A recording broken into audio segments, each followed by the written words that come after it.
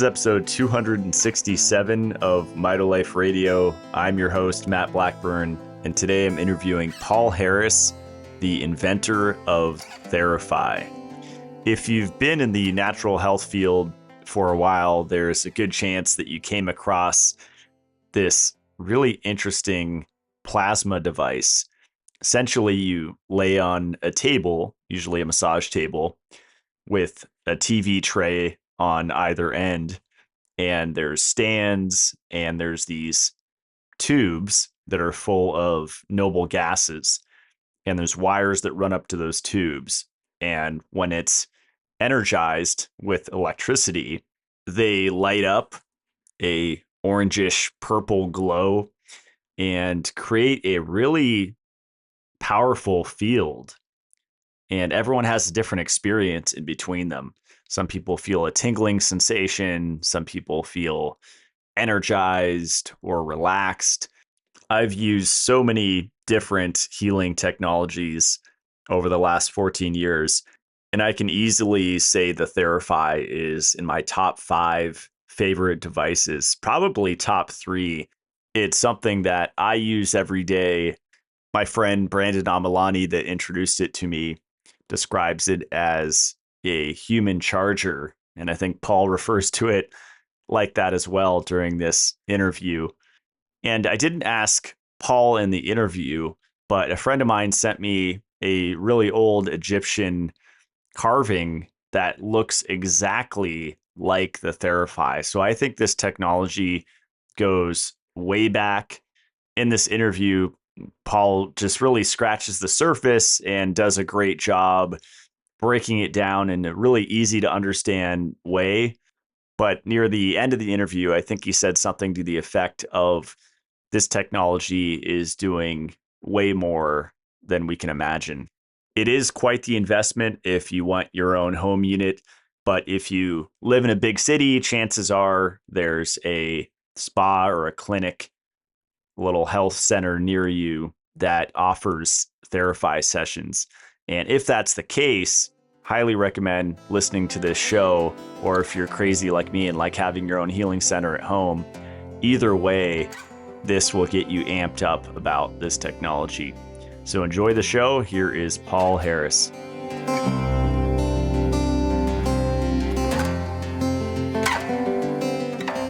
Okay, we're here with Paul Harris. Welcome to the show.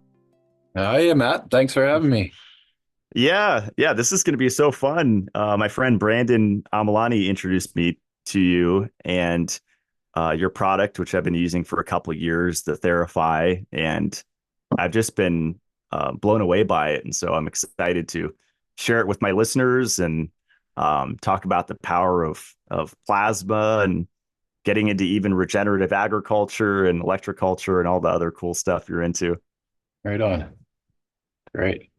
So let's begin with how you got into studying plasma energy. I've listened to a few, like you have great YouTube lectures, several of them. And I recommend people go there they want to dive super deep into this.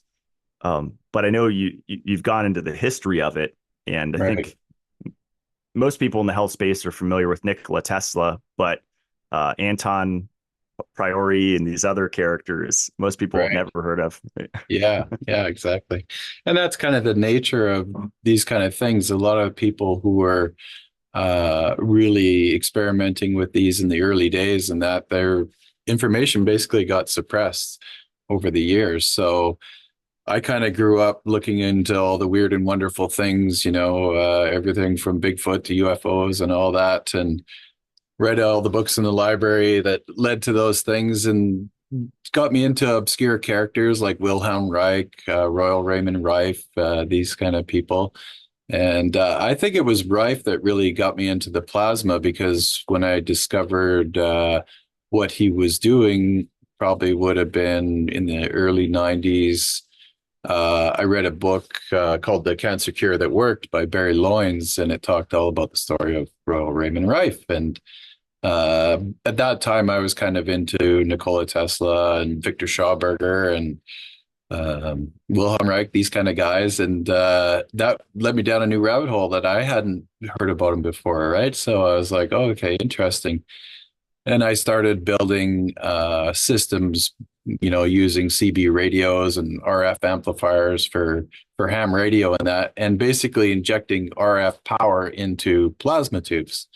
And I had a glass blower who did a lot of work with over the years, and had him custom make all kinds of different plasma tubes. Generally started out with, long cylinders, 2 or 3 inches thick, and putting external electrodes on them. So it did sort of an inductive coupling to the plasma. And then just sat for hours and hours playing with the plasma in these tubes. And yeah, what Rife was doing with them is he was, pumping waveforms into the plasma and square waves, and riding on a carrier wave, he was modulating different frequencies into there, and he found that he was destroying bacteria and viruses with this energy that was being emitted from the plasma. So he was a really good engineer, and he designed a special microscope called the universal microscope that allowed him to see all the way down and a little beyond the theoretical minimum of the wavelengths of light, using special prisms and lenses that were made by Carl Zeiss. And his microscopes like had 1,200 different moving parts in them, like really complex. And that really intrigued me. So what he was doing was he would take laboratory animals and stuff like that, and in isolating what he believed was the cause for cancer, and there were these two different BX and BY, he called them, different types of viruses, and he would take them out of his research animals and inject them into other animals, and actually grow a cancer tumor on the side of a rat and get it almost as big as the rat itself. So it had this big mass on there. And then he would do surgery on it and remove the tumor. He had a complete surgical room, an electrical room, mechanical room in his laboratory in San Diego. And he would just do this operation on the rat and then treat him with the plasma, and the cancer never grew back. So I thought, wow, this is really interesting. And that's what really got me into, of course, before then I was building Tesla coils and everything. So I had a lot of high voltage, high potential type machines. So it was easy for me to excite plasma in any way I wanted. So that kind of led me down that rabbit hole. That's cool. Were you did you get one of the first like violet rays? Because that's what Brandon Yeah, introduced me to, and I've heard of Edgar Casey, but I had never used a violet ray, and so that thing right. is pretty amazing for blemishes. I mean, there's so many applications It is. for Yeah. for it. Yeah. And I collected a lot of electromedical type devices over then, that were around back then, and go into antique stores. I used to find quite a few of them. So every time I saw one, I definitely bought one up and had a collection of them. But yeah, that's really interesting how the violet ray works with, putting plasma in a glass tube and you put it next to your skin. Of course, you're generating ozone. You got UV light, and it's very powerful. Just the ozone alone for antibacterial, antiviral, and that, and then also that electrical potential. And yeah, generating that electrical field that close to the skin is really amazing for any type of skin conditions. Yeah. Yeah, I started with the cheap version, and then Brandon got me on the actual old school beeswax one, where the beeswax expands and you can't run it for very long, Yeah. and it's definitely stronger. Yeah. Yeah. Yeah. And back then, I guess around the turn of the century, late 1800s, early 1900s, there was a lot of electromedical type devices that were coming out, and some of them, even before the batteries, had a magneto generator in there, and you'd actually turn the crank and create a current to run through the wires. And they were connecting people up so you could hold two electrodes basically and run microcurrents through your body. And those were also quite effective as well. Wow. Yeah. Did you ever get into Bob Beck? Because he was one of the Yeah. first guys when I got into health I found, and did the Yeah. little protocol and yeah. Yeah, absolutely. So yeah. And then that led me down the rabbit hole of all reading all those kind of books, Bob Beck and Conscious Acts of Creation and Philip Callahan, who experimented with soils and plants. And uh, so all this stuff kind of naturally rolled out. I had a water company back before there was bottled water. We had a company and we were making, this custom designer water and putting it in bottles. And people were like, no one's going to buy water in a bottle. That's crazy. Who would buy water? And this was before the big surge came along. And yeah, look where it's gone now. But it was really interesting back then because we actually shopped it around and showed it to a lot of people, and including Coca-Cola, who was starting to just come along and look at water bottling. And they said, oh, well, we'd buy your water, but it seems pretty intensive because you have all these processes and you do all this stuff to it. We're just going to take tap water and filter it, put it in a bottle. And that's what they did, of course, right? And then the What water wars happened, and all those big companies bought up all the little water bottling companies. what Yeah. was the main process of were you introducing plasma to the water or Yeah, yeah. We use plasma a lot, magnetic fields. Anytime you have ultraviolet radiation, so we used a lot of UV tubes and made them out of pure crystal quartz, basically, because that allows the UV light to pass through really well. And so when you use a UV light on water, it erases the memory of it. And then we'd use magnetic fields and other types of plasma tubes to basically rebuild the water structure up. Because it's kind of like first thing you have to do is erase the slate, and then you can add in whatever you want. And water is like a liquid crystal that has memory, and so it hold on to some of those imprints. And we got some pretty interesting results with them. that's really cool. Yeah, I've had Anton on a few times with infopathy, and they basically have a little disc where they you run signals from their website through this disc, and it creates light and an EMF field, and that influences the water, and it actually could change the taste of it, Yeah, like blind taste tests. It's fascinating. Yeah, I always tell people filtering your water is only the first step. There's right. so many things you could do to it after besides vortexing, right? Yeah. Yeah, yeah, yeah. Water is pretty interesting that way. It basically takes on its imprint wherever it goes. That's why, the freshest water is like a pure mountain spring. It's kind of coming right out of the ground. It's been unadulterated, except been embedded with all the natural frequencies in the ground and move through all the rocks, purified. And as streams move and water tumbles, so we were huge into Victor Schauberger, of course, right? And so every pipe that went through our water systems was all curved, and everything was based on a vortex. All the water spun all the way through the system from beginning to end. Yeah. Yeah, I'm very fortunate. I have a spring-fed house, and then I run it through two vortexes on the whole house pipes, and then I have the Aquadia shower head with like the Oh yeah. 27 vortexes. Nice. So Yeah. it's funny to go from that to like an airport water. It's like going from like classical music to heavy metal. That's how it Yeah. feels.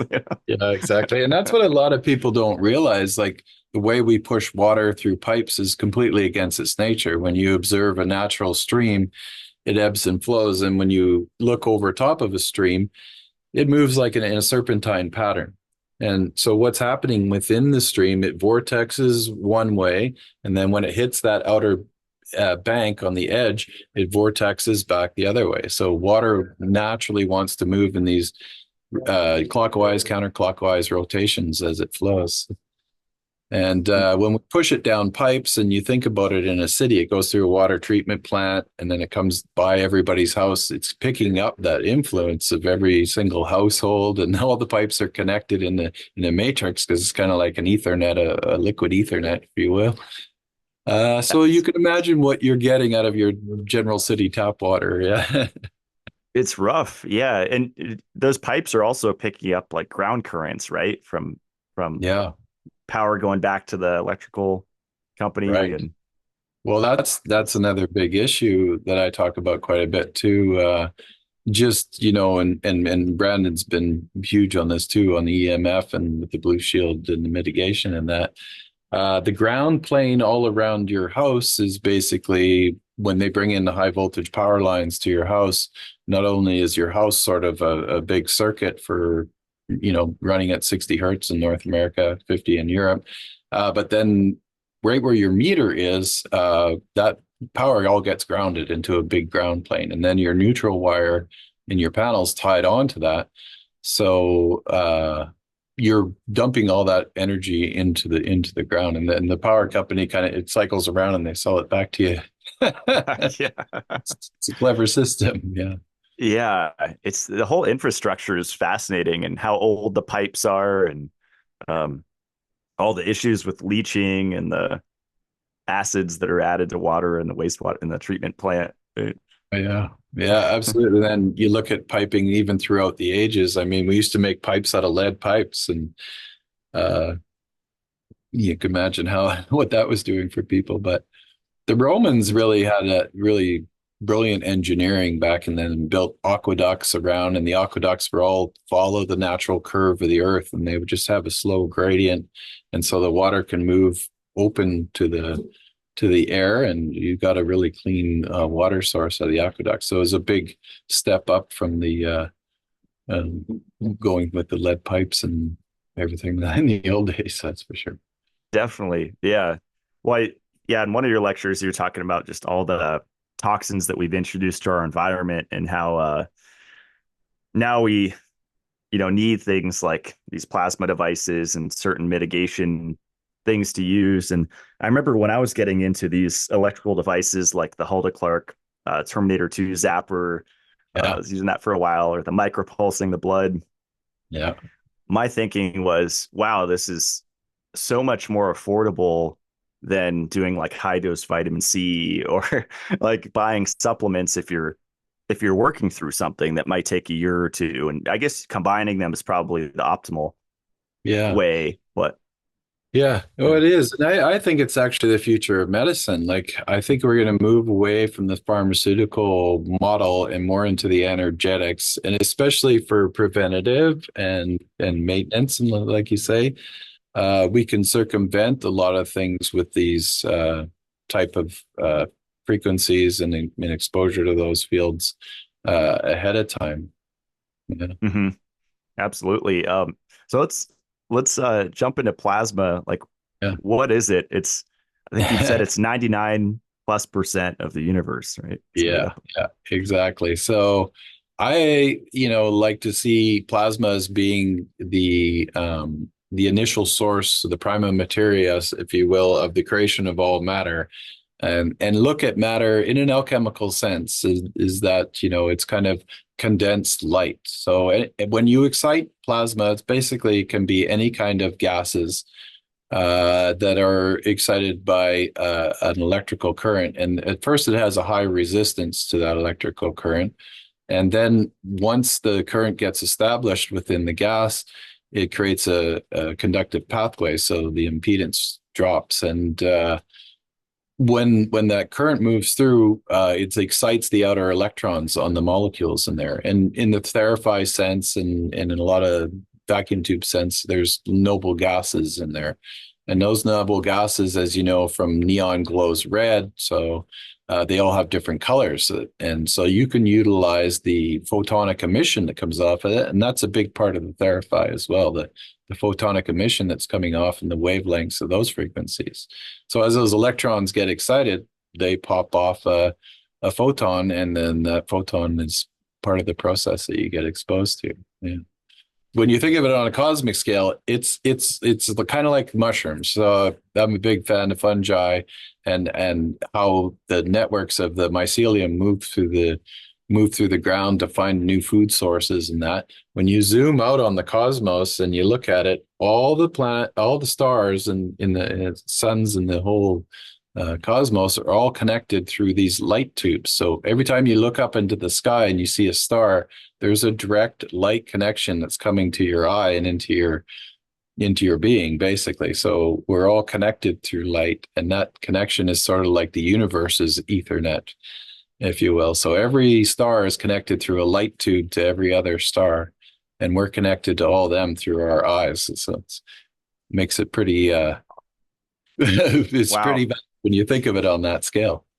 I'm gonna have to meditate on that this summer because, like you said, you've been up in this area and you can just see thousands of stars. I mean, I could actually see the northern lights certain times of the year, Yeah. which Yeah. is that plasma, right? That's plasma as well. So, and then this is another way that the Theraphi is modeled on this concept of the poles. So the poles of the Earth, you have the North Pole and the South Pole. And as the sun streams out its energy, that energy that's being emitted by the sun excites the upper atmosphere on the poles because the magnetic fields are concentrating into the poles. And literally, you see plasma in the sky, all shimmering and can be all the different colors and that. The amount of power that's in that is just intense, like gigawatts of power. If it could ever be harnessed, my dream is to harness that energy there. And Wow. you want to talk about a great infinite power source. Wow. Yeah, I had Yeah. buddies last summer that came from a free energy conference in Spokane, and they Oh said, yeah.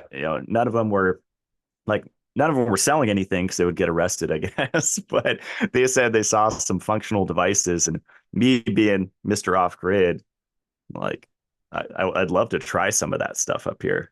Yeah. Yeah. That's probably Aaron Murakami and those Mhm. guys. Yeah. Yeah. That's an excellent conference. I've been several years to that myself. A really good cutting edge kind of group of people. I'm gonna have to check that out the next one. Yeah. That was a great explanation. Yeah, the universe is Ethernet, and I'm glad that you brought up the noble gases because I've used um, a device, and I think there's a few of them where there's like a Tesla coil and then plasma tubes around it that light up as the Tesla coil's energized, like in like Yeah. a circular formation. Right. And my favorite thing to focus in on that therapy was the light because they all, or the krypton or Yeah. neon you mentioned, or xenon or Yeah. helium. Uh, Yeah. each uh, each uh, photonic emission from each of those have different benefits, right? Yeah.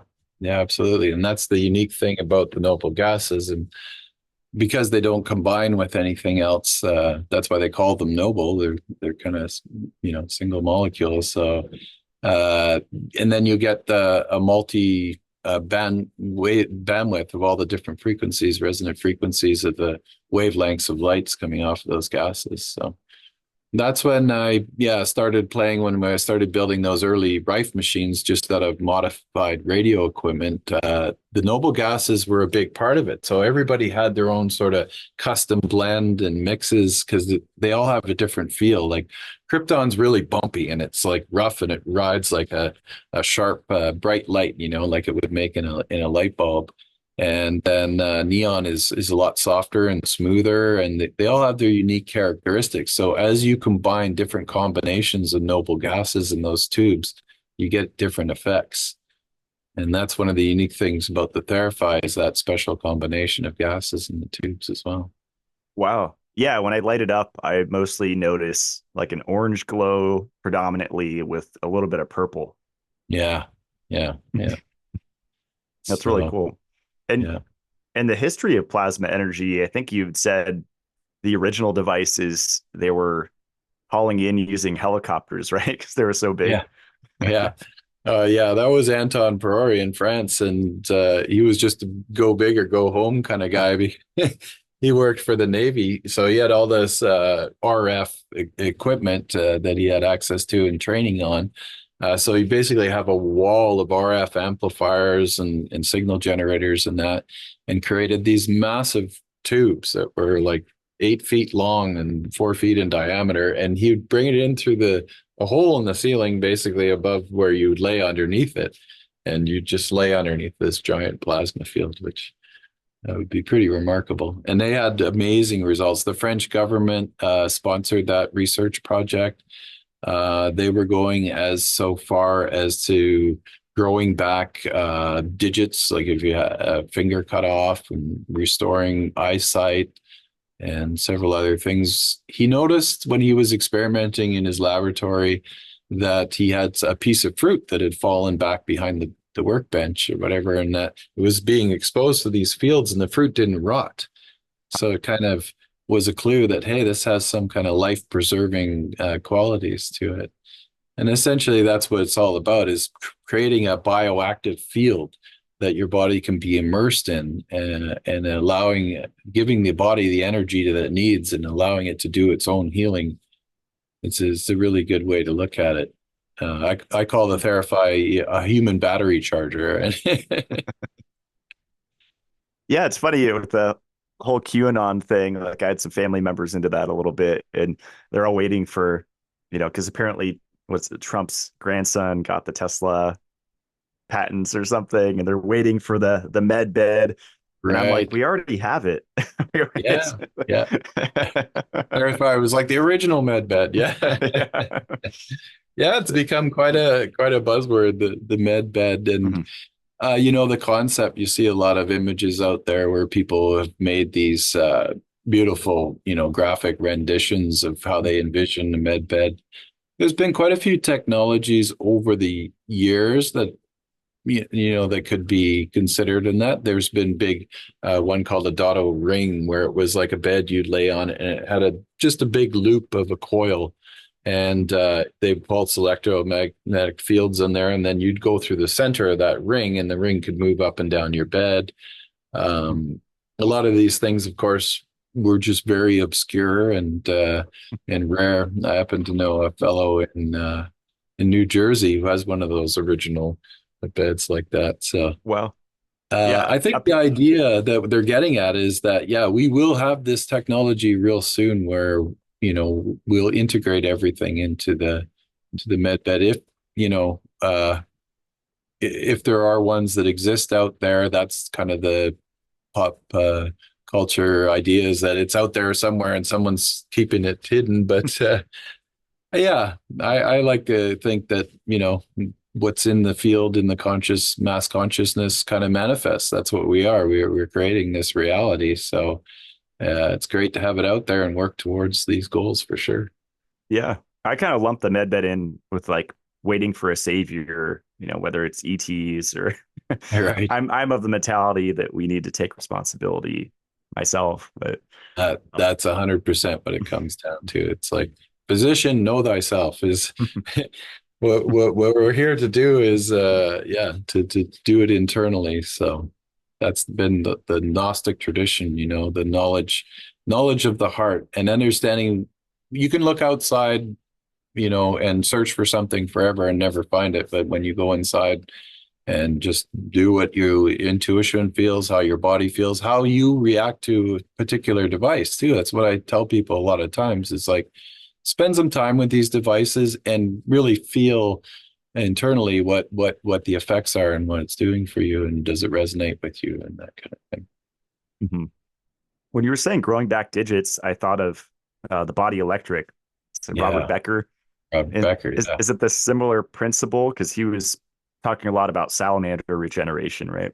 Yeah, yeah, absolutely. So some creatures like salamanders and that, they can lose their tail or their leg or whatever, and regenerate. I always thought that's because they're so deeply connected to the earth, and they're deeply connected to fire. Interestingly enough, in the whole alchemical tradition, salamander sort of swallowing its tail has been an alchemical symbol for a long time, and led to the concept of the understanding of organic carbon rings. And one of the fellows who had this vision who fell asleep by the fire and saw these salamanders in the fire swallowing their tail, led him to discovering, uh, different ring structures, benzene rings and carbon rings in chemistry. So Wow.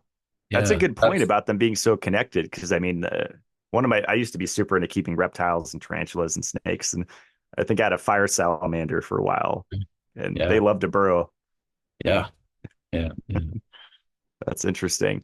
One thing I wanted to talk about, and this is a common complaint, especially among just the health community, if we can't measure something, I've heard you talk about it. Like if science can't measure something with a meter, then it's not legitimate and it doesn't exist.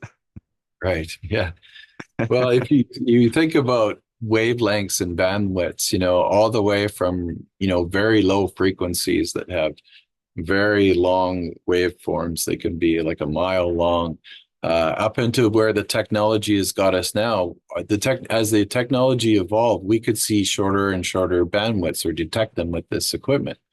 So if you think about our existence with our, general five senses, we hear, see, taste, smell, all those things are a very limited bandwidth, just a sliver of what's really out there. So as our technology evolved, we could widen out the bandwidth on these instrumentations to see more and more things, and it just seems to go on infinitely.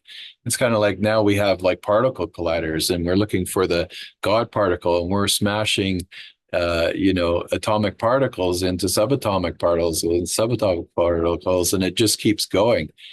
So all these things are sort of fractally, recursively nested within each other. And I think it's infinite in either direction. The farther down you look, the farther it is.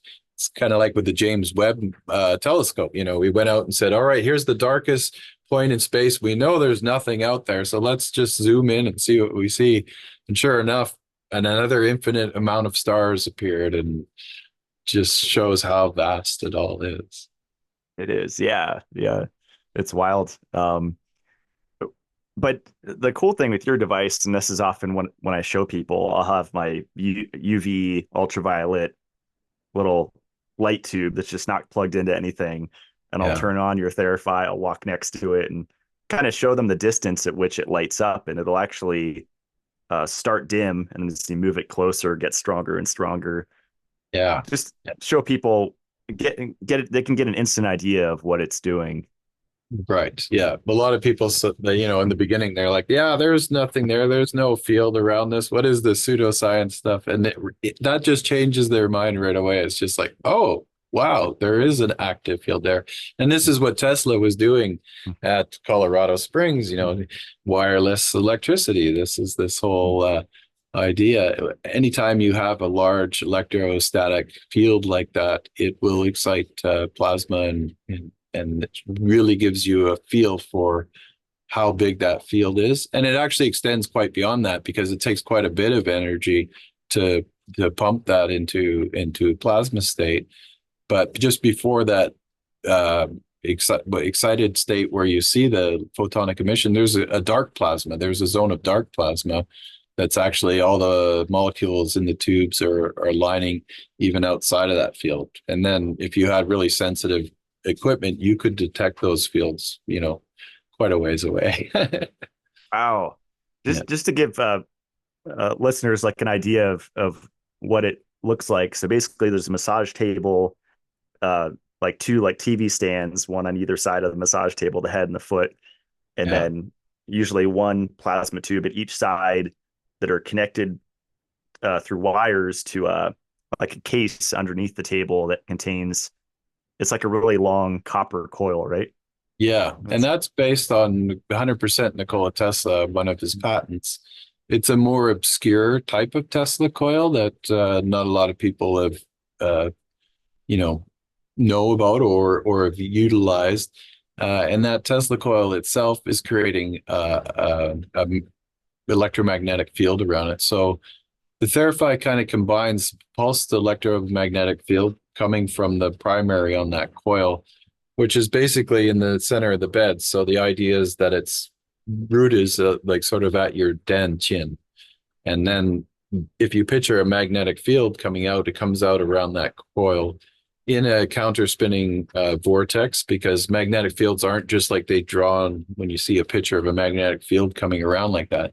They're actually little vortices that all spin, and then all those vortices spin. So there's braids within a braids, right? And that's coming around. So you have one big toroidal field around your body like that, with the 0 point or the dielectric plane of inertia, in what I like to call a counter space. That's kind of right at the center of your body. Then the two tubes themselves are designed to emulate those spins. So it's like taking one of those braids, and on each of the electrodes, those spin the plasma in a particular clockwise formation, and then those all spin together, and it's like Wow. braid on a braid to generate the plasma field. And then, of course, there's two of those. So one is rotating clockwise and the other counterclockwise.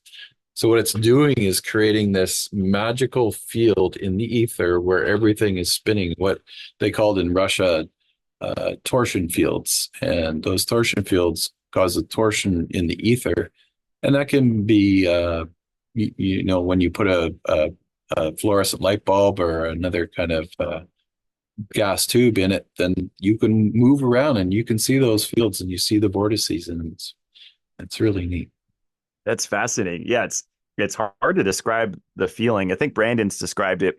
PEMF is like, if a lot of people have experienced pulse electromagnetic field therapy, that's like yang, and the Right. Theraphi is like a yin, more Yeah. feminine, gentle energy. It is. And that's one thing that everybody says about it when they go in the Theraphi, and it doesn't take long. Even I've had people who are, really big meditators, and they say, after 3 minutes in a Theraphi, I feel like I've been on a week-long meditation retreat. So you can pack a lot in a short time. And that's basically the principle of that energetic bioactive field, is providing that thing. And part of the mental state that you go in is just like a calm Zen state. So that whole side of that circuit is the inside. There's a yang side to it as well, but that's all on the business end where the amplifier is, and it's using a lot of power to make that. So it converts that, and the two of them wash back and forth, just like the yin and the yang, and it's part of the natural cycle. That's how those things were symbolized, and by those symbols, and the ancients knew all about that. And when you look at any megalithic structure complex, you'll see how they've utilized the geometries and everything to create those uh, counterbalance fields. And that's what makes part of the energetic principle behind any temple or church or ancient stone structure as well. For years, I slept under before Patrick Flanagan passed. I was really into his stuff and the neurophone and Yeah, all yeah, the things. And it's I think great. Nick Edwards, I think he passed as well. But I bought the pyramids he sold, and it was like a crazy like 9 pyramid grid with like one above and the 9 pyramids facing down. I had the Yeah. wildest dreams under that. Yeah, if you think about it, and it's the same with the stone and stone circles and things like that. So the whole idea is you're got a stone stuck in the ground. So there's your ground plane. That's one side of the pole you have, and then it's basically an antenna sticking up in the air. So it's taking all that cosmic influence of the radiation coming in, centraling it in that stone, which is usually made out of granite, which is made up of crystal, of course, crystals and things like that. So it's charging with a piezoelectric charge to those things, and then the other pole is into the ground, bringing it into the ground. And anytime you're next to something like that, you are getting the effects of that resonance that's happening from those structures as well. Wow. Did you ever get into geodesic domes? Like I was telling you before we recorded, my greenhouse, and I just Yeah, want to like sleep in there because it feels, right. I mean, even a cabin's nice, them not in a box most of Yeah, the time, right. but it's something about being in that shape feels so good. Yeah, absolutely. And it's got a lot to do with angles. I mean, it's more, it seems to be that the 90-degree angles, like most of us live in houses, made out of 90-degree angles, that's the most least cohesive to life force, and that because on those sharp angles, energy bleeds off. And you see that in temples and things when they build them in the Asia, like Japanese and Chinese temples, how they curve off the roofs, and the curves just kind of curve back into onto themselves. And you think, well, it's a lot of extra work to go through all of that to put that on the edge of your roof. But that's the idea. It's taking the energy that's bleeding off of the corners and folding it in on itself. So when you go from a corner sharp pointed base structure to a completely round dome, that energy never gets to bleed off. So Wow. really what you're doing is containing yourself in that bubble, and that bubble focuses that energy into the center. That's awesome. Yeah, I'm surprised there's not companies selling, or maybe there are like little things you put in the corners. I think Flanagan might have Right. talked about that. Yeah. Yeah. Little feng And shui. you also see in ancient structures, they put gargoyles and things like that because they Right. knew that energy was coming off of there. So they could utilize it either A, to keep bad energies out or to shed off bad energies to keep the energy inside clean. And Interesting. churches, yeah, you go to any of the Gothic churches and things like that.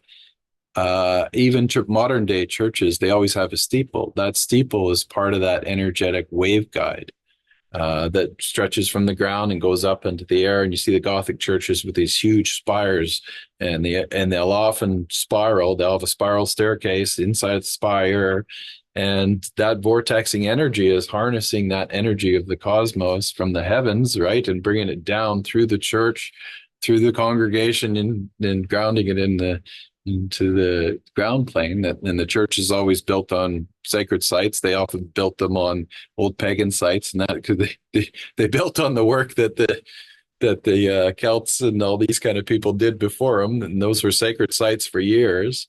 You see that in Mexico too a lot, where they'll when the Spaniards came, they would just tear down an old pyramid, use all those bricks right on that ground to build a new church. So they utilize those energy centers, those spots for the modern structures. Years ago, I was looking into the checkerboard pattern too, like on the ground. Do you think that does anything? Is Oh there yeah, some ideas energetically that that has an there. effect? Yeah, there's a lot of esoteric symbolism in the checkerboard or the trestle board, the patterns on the trestle board. This idea of chess and a lot of sports, amazingly enough, like from baseball to basketball, the amount of esoteric knowledge and hidden secrets that are in there is really interesting. So that trestle or the chessboard, you have the black and the white. It's like the good and the evil, the positive, negative, yin and the yang. We live in a duality nature, so those have been incorporated into gaming for a long time, and it's part of the game. Where are you on the square? Are you are you on the level? Are you square? All those things come from. Fascinating. Well, yeah, I just had a friend visit and he taught me. I didn't know there were secret chess moves. I think there's only like two or three. We can like Right. swap units and stuff, and it's Yeah. it's that's a fun game. It's a good Yeah. mental exercise. Yeah. Definitely. So. Well, to bring it back to Theraphi, we're going on a few tangents, which is Mhm. fun. But Sure. Yeah. um, I I think you've said, and you started to get into it, like in lectures you've talked about like the counter space, or it's the space in between the tubes where the magic happens. Right. Um, is that because you still get a benefit like being right next to the tube, but is the power in them facing each other and then right in the middle? Yeah. Yeah. Absolutely. That field extends out quite a ways. So this is another thing that what you were talking about earlier, the benefits of having these things. And the other thing about Theraphi or other devices like this that emit a field is it can also be not just a personal thing, but you could have multiple people that are being exposed to the field. And that's what we used to do with the Rife type machines, get a whole group of people together and everybody could be exposed at the same time.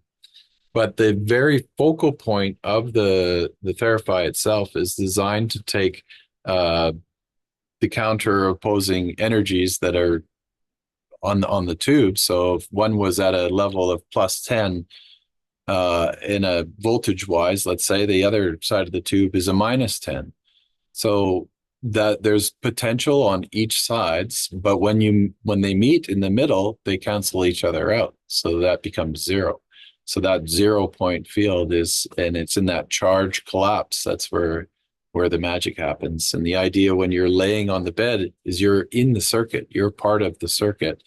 So you become sort of a capacitor in that circuit. And the other thing that's important is you're a nonlinear capacitor. So you have different densities of tissues within your body, from bone that protects the bone marrow where everything is generated for all your white blood cells and that. And it's that nonlinearity of the capacitor that you're in that field that creates these multiple resonances throughout your body. So all these little microcurrents are giving every cell in your body a little micro massage, and that's improving cellular respiration, uptake of nutrients, elimination of waste, and that's another part of the magic. Are you referring to eddy currents or is that something else?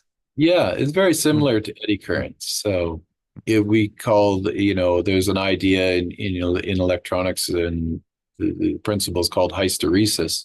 And so when you create a transformer, and this is what separates Theraphi from many other devices that use high voltage transformers, like a flyback transformer or something like that, is that when you have metal in as a core in your transformer, and all the Tesla coils, that's the magic behind them. They don't have metal. They're an air coil, we call it.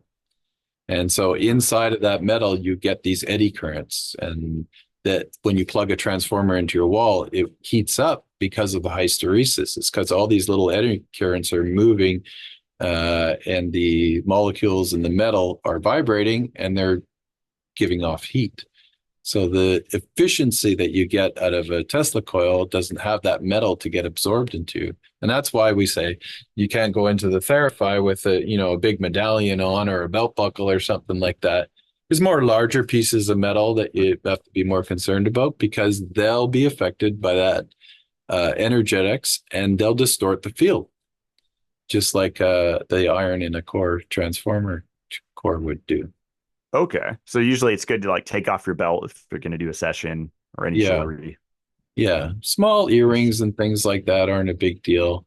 And we use, a standard massage table that is mostly a wooden table, but it also has little bolts and screws and hinges and things like that on there. They're not affected too badly, but you wouldn't want to set your Theraphi up next to a refrigerator or a safe or something like that that's going to suck the energy out, because that's what's interesting about the metal in a field, is it basically pulls in all the energy that you're trying to put into your body, so it's kind of diverting that energy away from you into the metal object. Interesting. Yeah, with my off-grid system, I just switched my two inverters, two 10 kilowatt inverters. And when my off-grid guy that was setting it up told me that this Victron brand uses toroidal structure inside for the inverters, I got all Right. excited. And Yeah. I was like, that's probably a huge upgrade from the cheap inverters I had before. I'm sure I mean, I don't know if it was placebo, but it just felt calmer after those were installed versus my old ones. No, 100%. That type of transformer is designed like that, and it literally is a toroidal transformer. So high-end audiophile people, like in every stereo, you have a transformer that takes your signal, and has a little amplifier, and then it has a transformer that goes to your speakers. So just general cheap stereos will use a standard square box kind of transformer. Again, square. It's got square corners, right? And the high-end amplifiers, if you get a real nice Macintosh or something like that, what you're going to find in there is toroidal transformers. So they have a nice toroidal ring, and the coil literally winds, and that just follows nature. It creates that counter spinning magnetic fields around it, and it sounds better. You can hear the difference in square versus toroidal transformer. So of That's course your cool. electricity coming off of it, if you're using those type of for your house, then you've got a much more coherent and more in line with nature electrical flow that's surrounding you as well. Oh, that's cool. Well, I wanted to circle back. You were saying you would do group sessions with the Theraphi or having multiple people around. So say I'm laying there doing a session or someone else is laying there and someone's just standing next to the table. Are they getting like 50% of the effects, or is there any way to quantify Yeah, how much of a benefit they're getting versus the person on the table?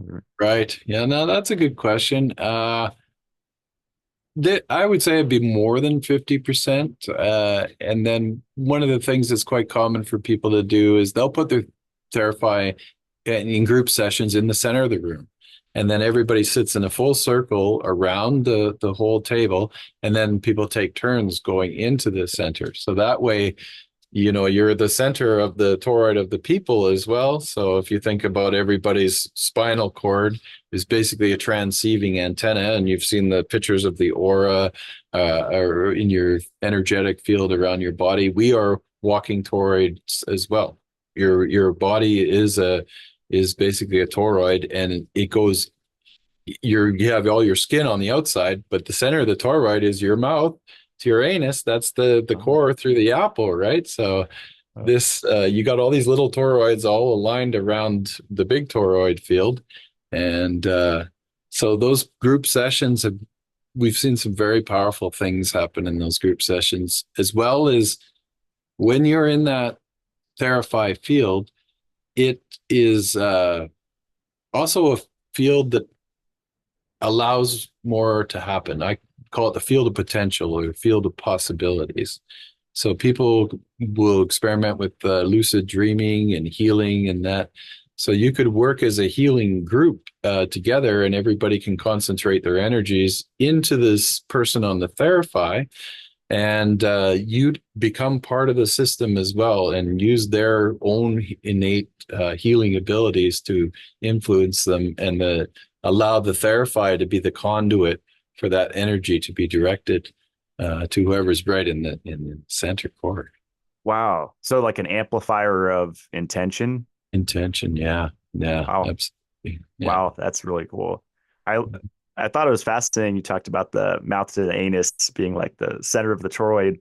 Because when I got into health, I got into like a lot of people raw veganism and juicing and colon cleansing and going heavy on the coffee enemas and stuff. And right, that it makes sense because if someone's dealing with intestinal issues, which I think is the majority of people, which could be 100%, like in my case, was 100% stress related. It yeah, seems like it would shut down the energetic structure of yeah. the toroid. Yeah, and then not to forget all the other things that we are. Like 90% of the cells in our body are not human. They're other life forms, right? So we're made up of bacteria and viruses, the Mitolife, right? So uh, you keep those guys happy too. And it's when their field gets disturbed because they sense your stress as well, your eating habits, chemical pollutants and environmental, all those things have a large effect on them. And you got to keep the inside is just as healthy as the outside, right? Absolutely. Well, good time because my cat Lava just jumped up on my lap. I They love when it's on. They'll jump it on my chest and just lay there while the Therapy is on. I think you Yeah. talked about dogs loving it, and animals are really attracted to it. Right, they are. And they find that zero spot. Like I have a few pictures people have sent me. They said, my dog lays right beside the black box. He just knows to get right in there and he pretty well gets centered on it and he'll lay on the floor right next to it. You have to be careful that they don't go towards the ends or touch the wires and that, but they learn real quickly and then they go, aha, okay, so here's the yang end and here's the yin spot. And this is where I want to be. They'll jump Yeah, off the table and sit right in the middle. Yeah. that's one point I wanted to bring up because I'm always so worried when I'm up there and I see my cat walking up, one of my two cats. I make sure they're not by the wires because those are high voltage wires, right? And is it quarter of a million volts or it's a heck of a lot of voltage, right? Yeah, yeah. It's a lot of voltage, but there's very little current. So in with electricity, it's kind of like the current is what's, really moving, like current in a river, and that's what can do the damaging effects. If you grab onto if you take apart your electrical panel and grab onto the wires, it's the current going through you that's going to stop your heart. So this kind of inverts that current into higher potential voltage. That's the way the Tesla transformer works. And so you have a very high voltage and just micro currents. So what that creates is this field effect, the electrostatic field that has healing energy and what Tesla called cold electricity as opposed to hot electricity. If you had a welder and you're welding, welders run at very low voltages but really high currents. So they produce a really bright plasma arc that's capable of, melting metal. That's how much power is there. So Interesting. Yeah. What like a propane torch? Would that be? Well, no, it's not electricity. Never mind. Yeah, a Or flame. is it? Well, a flame is plasma as well. A candle. Okay. What it is, ionization of the gases. So it's the gases coming off of either the gas in a propane torch, or even a common fire. It's the gases coming out of the log that are being excited, and then that plasma is given the photonic emission. It's all plasma. That's awesome. And you've talked about time reversal waves too, which is gets super esoteric. And I think you referenced the telomeres, and Right. this has creates. I think you've called it time reversal waves. Yeah, so the telomeres are like the ends on your shoelaces, the little plastic caps at the end of your DNA. And as we age, they get shorter and shorter. And when they get to the end, it's like the limited lifespan for that particular long chain molecule. And then the cell goes through apoptosis and dies and regenerates. The body reuses all those elements to rebuild. So the idea basically behind the time reversal is to bring back the information field around the cell to restore it to a more coherent order.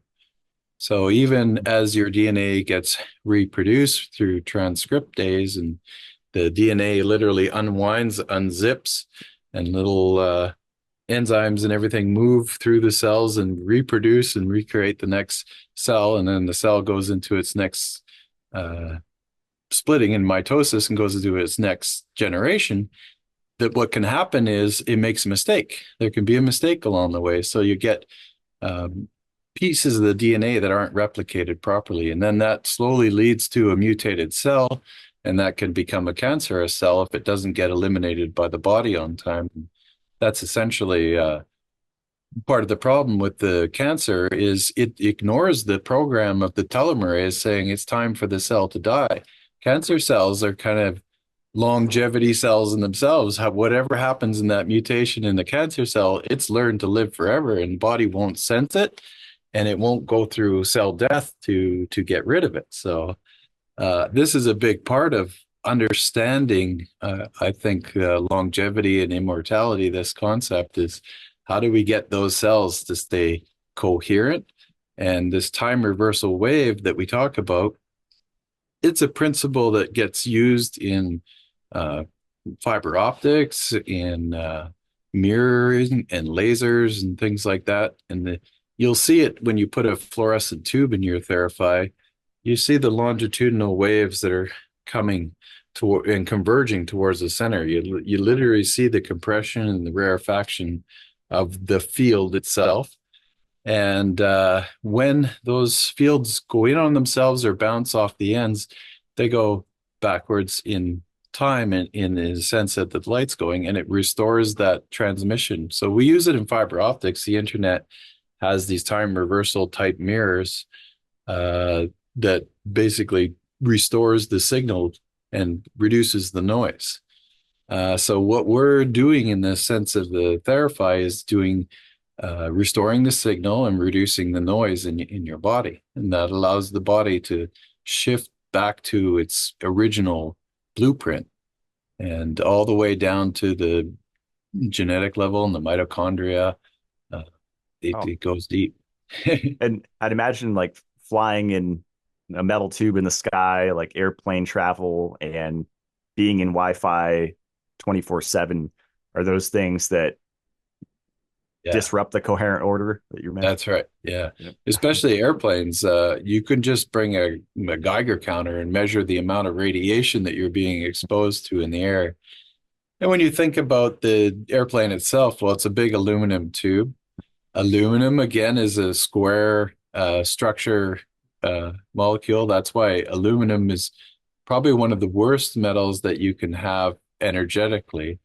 Uh, and when you look at the ancient metals, like this is seven metals of gold, silver, lead, tin, uh, copper, mercury.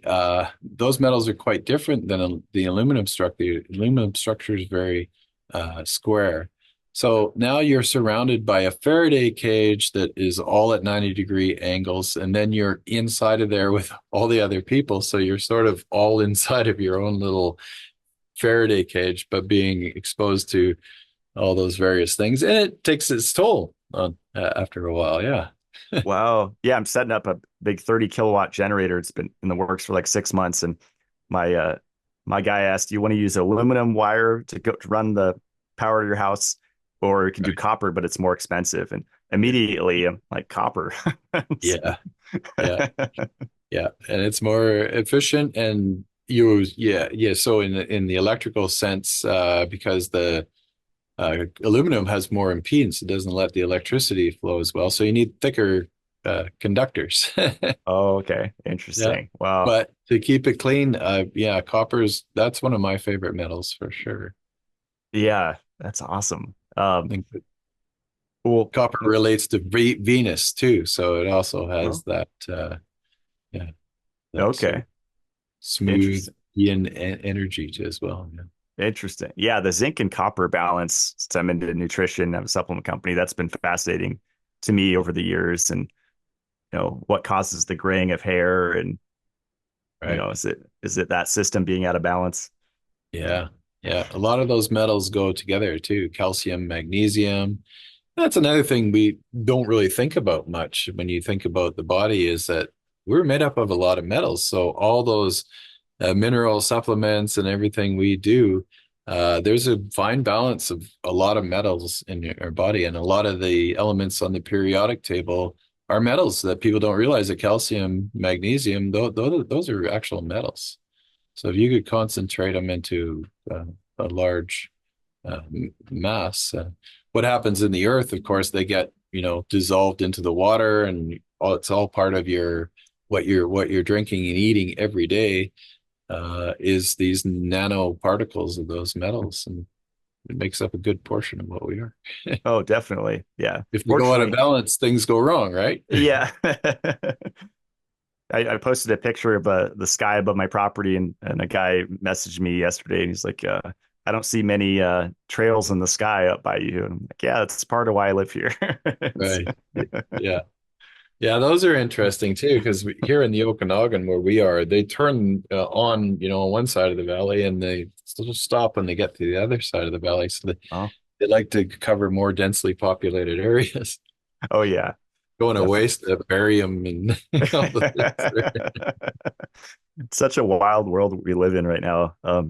Yeah. For a while, I was putting, especially in the winter, like cod liver oil next to the bulb, and I was kind of experimenting with liquids. And can you speak a little bit about like putting liquid based things next to in the middle of Theraphi or next to the bulb? Does that have an effect? Yeah. Yeah, absolutely.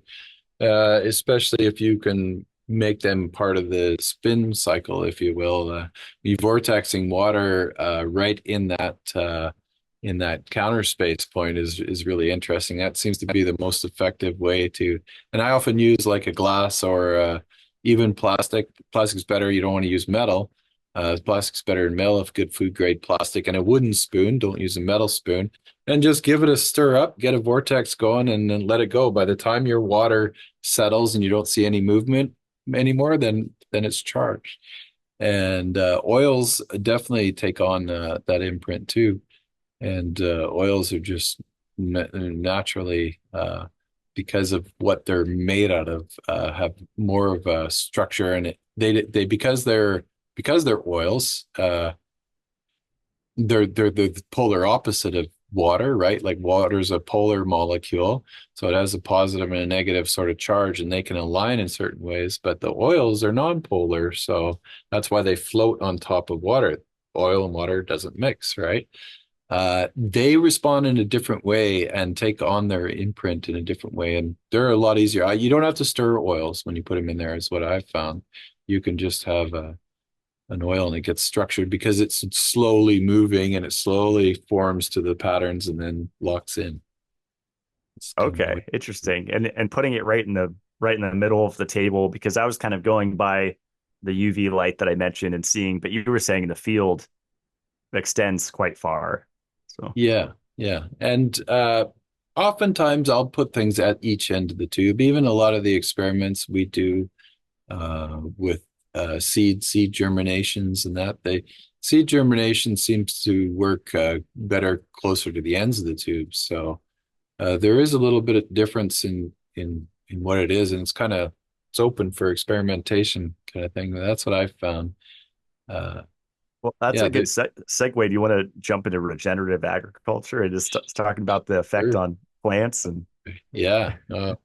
Yeah, basically we started a new project here about a year ago, and we bought a farm here in Armstrong, 26-acre farm that was a former chicken hatchery. And so it was the ideal kind of building, and it had been abandoned because the chicken hatchery had moved on. And so this whole idea of one of the things I'd like to say is like a building with the least carbon footprint is a building that already exists. It's kind of like a car when you talk about carbon footprints on a car. What has a bigger carbon footprint, a brand new electric car or a 1987 or 97 Toyota Corolla that runs on gas or whatever? We don't think about it this way because the politics and everything like this is saying, oh, we got to get away from this. But a new created car, especially if it runs on batteries and electricity, and then it's plugged into the grid that's running off coal, people don't understand this, but that has a way bigger carbon footprint. So we restored this building to go off on a tangent there, but the idea of restoring this building is regenerative itself. So we took an old structure that somebody else would have came along and just torn down, and we rebuilt the entire inside of this building because it had a really good, skeleton on it. So we completely built this place out to be an experimental laboratory. And so now you go in and it's like a pharmaceutical grade, like class 3 laboratory with epoxy floors and everything like that.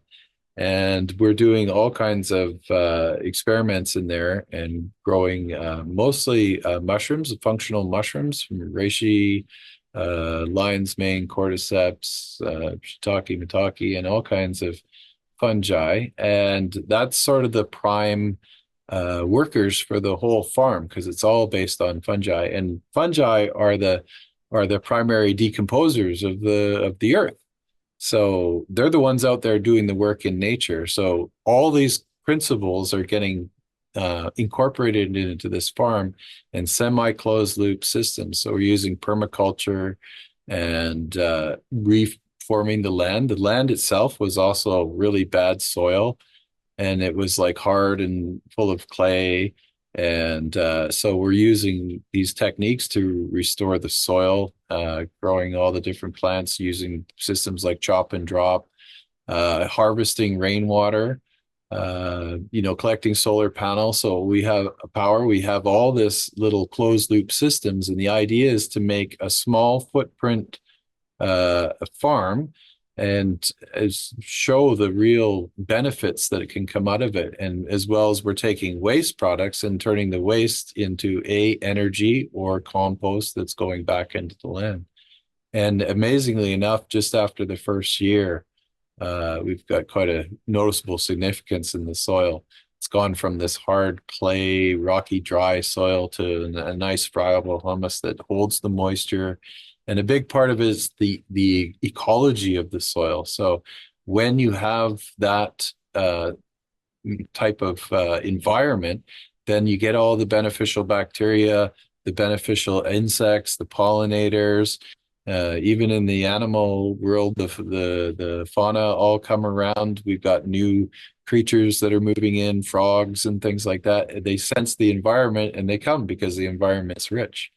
And this is where we've kind of gone wrong in the idea of industrial agriculture is we just believed in, monocrop field. You just kill off everything except what you want to grow. So you just got wheat or whatever it is. You don't, and then they spray fungicides, pesticides, herbicides, it's suicide. They just try to kill everything off except what they want to grow. And that is sort of the old paradigm that's really melting away. And I think this concept for regenerative agriculture, not only are we making a better habitat and environment, but we're getting our food, our energy, and our medicines. And that's our primary, what we talk about on this farm. We're producing food, energy and medicine, and utilizing all these closed loop systems to make very powerful output products that are beneficial for everybody in the environment and everybody around. That's exciting. Can you cultivate lion's mane? It's been years, or is that one that you can only get in the wild? Yeah, no, we grow that in the lab, Oh, and it cool. all starts with a culture that we grow out in petri dishes. And so everything starts. And what's amazing about fungi is it only takes a little bit of this organism, and it's so prolific and it grows so fast that we can take, one petri dish with a lion's mane culture on it, and that can end up making, thousands of pounds of lion's mane, because you just take one little segment of that and then you inoculate that into your substrate. And what's the beauty of our farm is that we grow all our own substrate too. So everything gets grown on the farm. So it has a way less carbon footprint, even because we're not buying it from another country. It's not being shipped into, utilizing gas or anything like that. So everything kind of stays on the farm until it's ready to go. But then all the waste products that the mushrooms produce on their way, end up becoming compost. We capture the CO2 and keeping track of all that. Even our crops that we're growing is all capturing CO2, and everything's getting track of. And so this idea is I want to make this farm a showcase to show other farmers and people in general how all these things can be done in organically and naturally.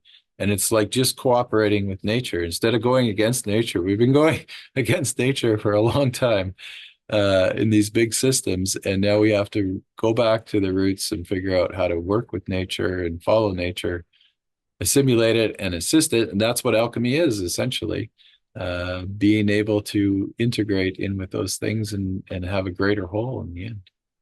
That's awesome. I have a koi pond. I think two died, so I'm down to eight, but I have a 3,600 gallon koi pond in the greenhouse, and Nice. I got like a bead. It's a gravity bead filter. Can't remember the brand, but it was a little bit of an investment, but now it's just using, I think, UV and then two air pumps to move the water through.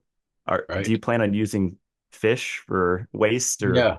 Yeah, absolutely. And there's all kinds of a symbiotic relationship that happens in your pond. If you throw something out of balance, the fish die, right? So you just again, you're trying to observe and enhance nature. And yeah, interestingly enough, all the plants, the roots and things like that, and aquaculture, and you can combine systems where you put the right plants in. You're going to have pond lilies and things like that. All those roots are consuming up the waste products that are going to harm the fish, like the own fish waste. So you create this little natural cycle in there.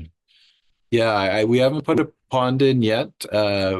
We had to put in a fire pond for fire suppression, and my initial plan was that I was like, okay, well, it can be a big open pond, and we'll create more of an environment that for that, but that wouldn't be sufficient to suck all that water out to put out a fire if there was a fire.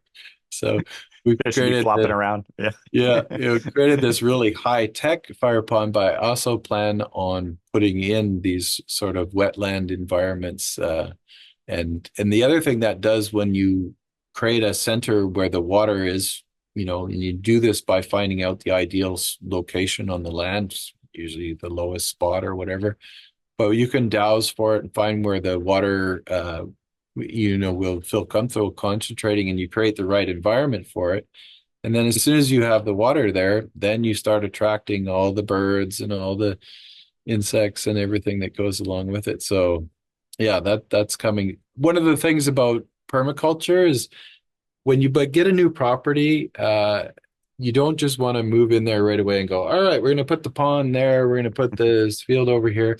You have to really be there for a couple of years and observe all the seasons and understand what goes where and what animals move through the land, and before you can even start to build a plan on it. That's one of the things is nature moves at its own pace, and you don't want to rush into it. You want to have a really good scope of your land and know what all the seasons do, then you can make informed decisions about where you lay everything out. So Hmm. we're still in that looking at the land very carefully stage. Do you guys have bears out there that you have to look out for Yeah, getting into yeah. the food? And Oh yeah, we do. Yeah. And we have a lot of fruit. So this whole valley is a lot of fruit, and sometimes we'll pick fruit and then leave it out on the porch overnight, not really thinking about too much. But I've woken up to having a bear sitting in front of my glass door, like from me to you away, and he's in there eating the apples, just having a good old time, looking in the house. Yeah, the bears are roaming around. I saw a wolverine. First time I've ever seen a wolverine came walking through my front yard the other day. Wow. It's, I don't think I've yes, ever seen one of those. That's pretty cool. yeah, yeah, Got they're to get the cool. bear on the Theraphi, see what happens. No. Yeah, yeah, yeah. If you have an Start angry speaking bear, English. you could calm him down with that there. Yeah. Yeah, I've only That's seen one of black bears around here, no grizzlies oh yet. yeah, But yeah, same. We have mostly black bears, but yeah, they're just a part of living here. We have cougars and Mhm. a lot of wildlife. It's nice. uh, have you gotten into like mushroom foraging in the wild or? Yeah, and that's one of the beautiful things where we live in BC, and I know down in your area too. This whole sort of north west coast is like just a gold mine for wild mushrooms. We have everything from reishi, lion's mane, and boletes, Wow. turkey tails. So I spent many years just wild crafting, picking wild mushrooms and making them into medicines. So this whole idea of bringing it into the laboratory is kind of a next level.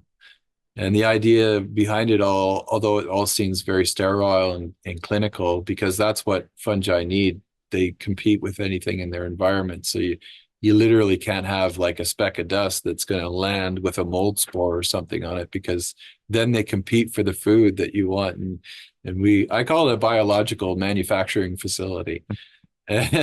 So the idea is we keep our everything is totally as clean as we can, and we get a really pure product with nothing but one particular species. And you think about nature, nature just it doesn't work that way. There's just a billion different things, and life feeds on life, and everything works together like that. So if you're trying to make a very high quality pharmaceutical grade uh, medicine from the fungi, you just have to go through these precautions to make sure you don't have anything else in there. Yeah. Yeah, I love Brandon's tinctures, like the purple reishi and stuff. And it's wild the effect of reishi mushroom on the nervous system. Like if I'm consistent with it, I definitely feel that it strengthens my nervous system. Yeah. Yeah, it does. And it's an adaptogen. And yeah, that's what I like about reishi. It does so many things. Even mentally, works a lot. Like one of the interesting Chinese names for reishi literally translates into to keep an academic's mind from consuming itself. And lion's Wow. mane's another one that works on the mental cognitive kind of things. So reishi works on your lungs, it works on the blood tonic. So it's a real adaptogen that's really good for that. And it relates back to the Theraphi. I like to call the Theraphi an electro adaptogen because it Yes. reminds me of how these fungi and plant adaptogens work. They go into your system and they know where the deficiencies are and they balance it out.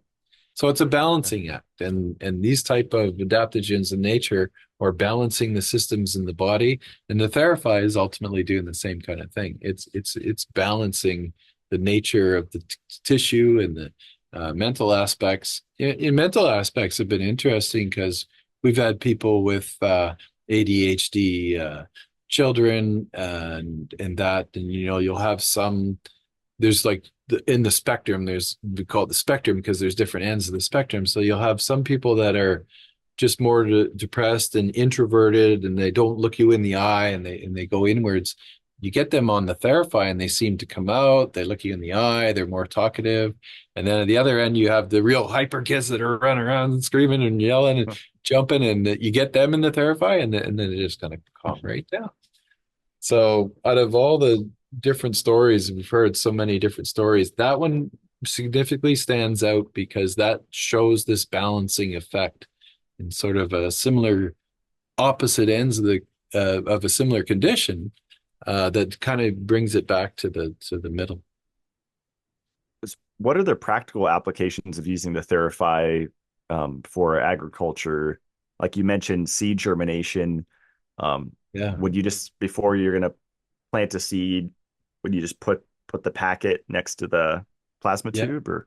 Yeah, you can keep them in the packets and you can put them right next to the plasma tube or even on the plasma tube for Oh, a higher electrostatic kind of field around it. And what we've found, and we've done seed germination tests where we take like 1,000 seeds and then you have a control group, same seeds, take 1,000 seeds and therify them. And you'll get like 90-95% germination rate out of a therified seed versus 60-70 out of, your control batch. So that's influencing that seed and preparing it in the same way it would for your body. If your seeds are really old and they've gone out of date, they lose their coherency in the cells, which makes sense. So the genetic material that's in there has been broken down by UV light, back to the UV, how to race things. UV light destroys DNA. That's why UV causes skin cancer, as they say, right? Because it's mutating the DNA, and that's how UV lights work in a facility where you're in a butcher shop or something like that. They have UV lights to keep the bacteria from growing on the counters and that. Because it destroys the DNA. So the Theraphi, because it has coherent constructive fields, it restores that imbalance and the mutated effects, as opposed to even the Rife machines. So the difference between a Rife machine and the Theraphi is the Theraphi, I like to say it's got a positive, life-giving, coherent field that is constructive in nature. Whereas what we were doing back in the early days with Rife type machines was destructive force and destructive power to rip things apart and destroy viruses and bacteria. Yeah. that's a good distinction. Yeah, I was going to ask you about that, the difference, because I have a little Rife machine downstairs that it's just nice if you want to still use your phone and sit there and because you can't Yeah. use your phone with a Therafier. Right. Yeah. Yeah. Absolutely. Yeah. Interesting. Do you use Rife technology, or do you think it's efficacious if someone wants to, say battle some type of pathogen or? Oh yeah, absolutely. And in fact, you can use the two in conjunction. So uh we've done many people over the years where we would put them on a Rife type machine for a little bit and then go into the Theraphi. And then you kind of do the powerful, bring in the big guns that are going to take out viruses, bacterias, and things like that, and then bring the body back into balance and harmonize it with Theraphi. So traditionally, I've done Rife, found that Rife for Rifing type things first, and then Theraphi second. Oh, okay, cool. Seem to work good in that order. And with the seeds, what have you found with the treatment time? Like, because I have my timer set to 12 minutes, and I definitely want to go more Right. into timing. But as Yeah. far as just before germinating seeds, what do you Yeah, say? it seemed to not take long, like 9 to 12 minutes Wow. were most of the exposure times. We did do longer ones. It didn't seem to change anything, but we definitely got results within 9 to 12 minutes Fast. exposure. Wow. Yeah. And That's compared cool. to other type of plasma machines or PEMFs and things like this that are out there on the market, that was the one thing that amazed me when I first created the first Theraphi. Is like I sat in there and went in between the tubes, had the concept and everything, built it all, and said, "All right, let's see how powerful this is." And got in there, and after 3 minutes, I was like, "Wow, this is really doing something, and it's doing it fast." Because even the old Rife machines, we would sit for half an hour, 45 minutes easily, and then have to do that several times, and then you start to see the results of it. Yeah, Therapy that seems to work really quickly. super Short. fast. And the control device has a little timer that you can set, and you don't want to go past a certain time because it can overheat. So it has like a cool down period, right? Yeah, it's to keep the tubes cooler because they'll warm up, and the also there's a strange effect, just like the 0 point where the fields have canceled each other out. That counter space that happens in the middle. There's also magic that happens in the off times of the field. So Huh. running it for a period of time on, say 9 minutes on, and then you go 3 minutes off, even though the tubes aren't lit up, there's no electricity coming through the system, and that field is still there because it's causing a spin in the ether. And that vortex gets going. It's like a washing machine, you turn off the power, it keeps on spinning for a little while. So it's churned up the ether enough that you're still getting that effect. And I think that on and off time cycle has a big part to do with that. It's again a yin and a yang. It's like it's on, it's a yang in that sense. When it's off, it's yin. So it's like anything in nature. It goes through this breathing process, the inhalation, exhalation. Interesting. So do you like the 9-3, 9 minutes? Is that Yeah, what you use yeah. I usually? usually do three sixes and nines, Okay. and yeah, those numbers seem to work really That's well. awesome. 12s. If Yeah. I want to do a longer session, I can go 12 or sometimes 15 minutes on, and then 3 to 6 minutes off.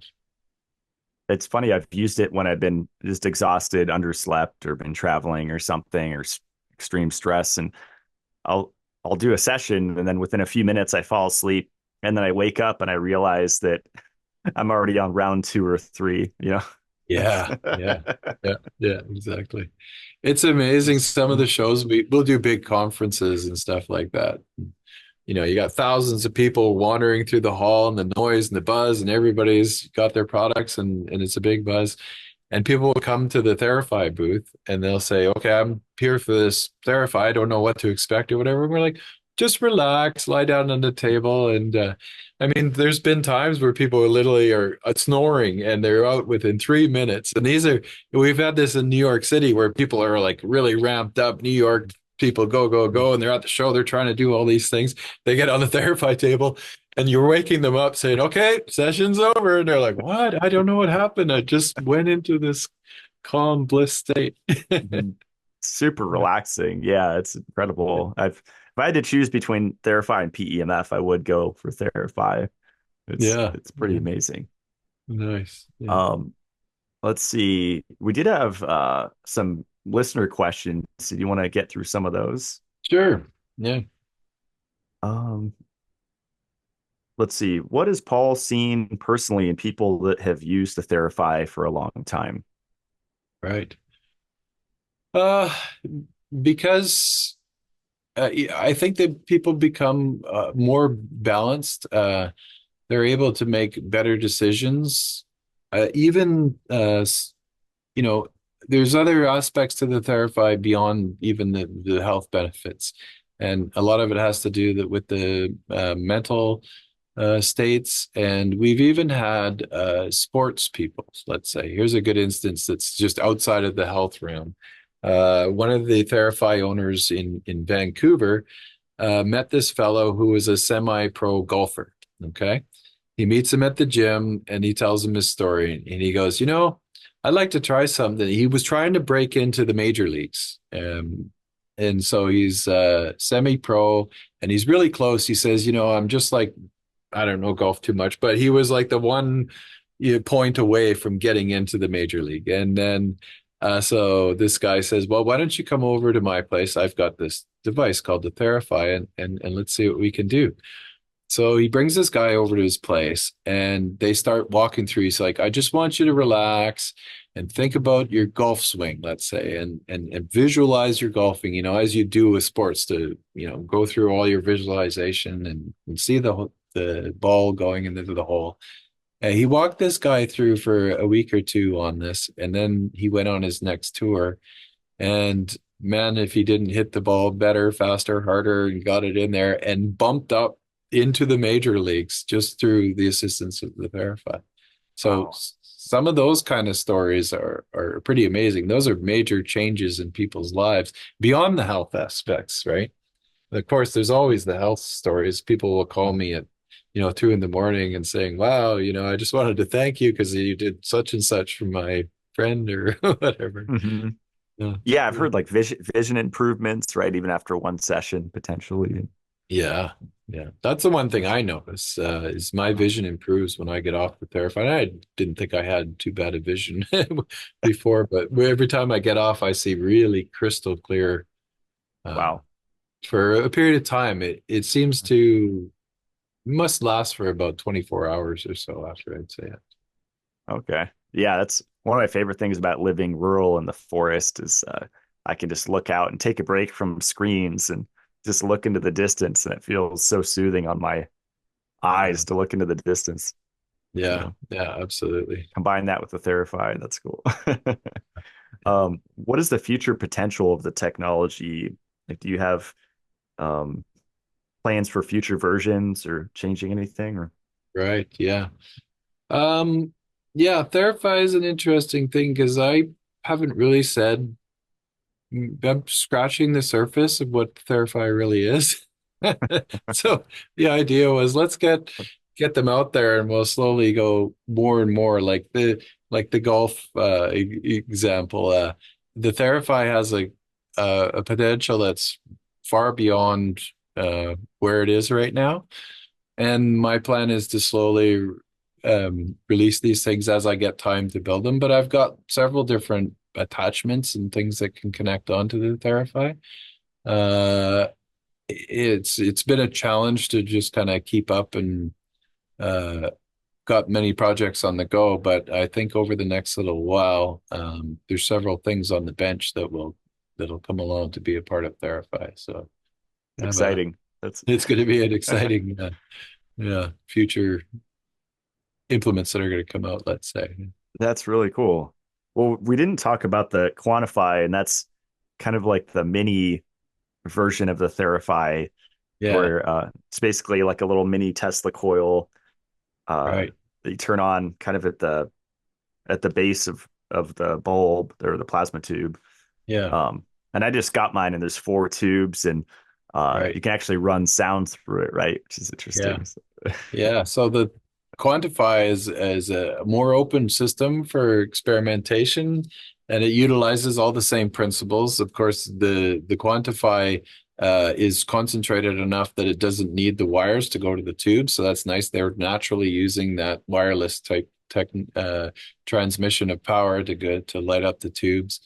And again, it has the utilizes the phase relationship between the two coils and the tubes around it. And the beauty of the Quantify is it's open for input of whatever you like. So you can run waveforms in there, square waves, triangle waves, select from any kind of function generator you want. And there's so many frequencies and everything that's come out on the frequency-based energetic technologies for health. There's been a lot of people that have made all kinds of apps, and the Rife list that evolved over empirical data that people have gathered. They said, I had a sore throat and I found that this particular frequency worked for that sore throat. You can find that list online, and there's thousands of different frequencies that you can experiment with and pick a particular ailment, see what frequencies have worked for other people in the past, run them through the Quantify and get that. And then it's a full wide spectrum, so you can play music through it. And you could play. I like to play like Gregorian monks or Tibetan monks or crystal bowls, or any kind of recording that you have like that, and you put that uh, power of the sound into light and into the field in your space. So you're conditioning your space with the frequencies or sound to what you're putting into it. wow. I've heard you say that Rife originally mostly worked with 12 frequencies. Is that right? Yeah, yeah. I don't know The the exact handful. number, but they're not many, and maybe even less. Maybe it was about 6 or 7 to Wow. yeah, less than 12 frequencies. So, he had those frequencies and everyone written down to a particular pathogen that he was relating it to. So ever since the days of Rife, the people that have been experimenting with these technologies just kept a notebook and they said, oh, I found, that this particular frequency did this. And as that community grew, we just compiled this massive list of frequencies. It's a really good resource out there. think in one of the I think that was the Quantify installation video. You had the Spooky 2 unit there, and that was Right. like my first introduction, I don't know, 2012 or 2013 or something. And Yeah. I did the fingernail clipping in Right. the remote quantum Yeah. entanglement thing, and I was like, this is stupid. It's not going to work. And I got my moms in there, and I think my whole family's, and we were walking around the mall, 30 minutes from the house. And my mom and I get this ringing in our ear, and we look at each other like, "Do you hear that?" It was the wildest thing. This is the spooky action at a distance. That's why they called it the spooky. It seems like a weird name. People say, what did they get that name from? But it's like Einstein's quote about quantum mechanics is like there's some kind of spooky action at a distance, right? And those guys were really good in the software they made for that device. It contains all those frequencies in there. So that's the other thing about the Quantify is it really integrates well with the Spooky. So you can use the Spooky 2 as your driver, pull up the frequencies in the software, add your whole program, set all your cycle of what you want to go through, run that into your Quantify, and now all of a sudden you have these electrostatic fields with the plasma and all those frequencies running through. So Wow. it's a good pair.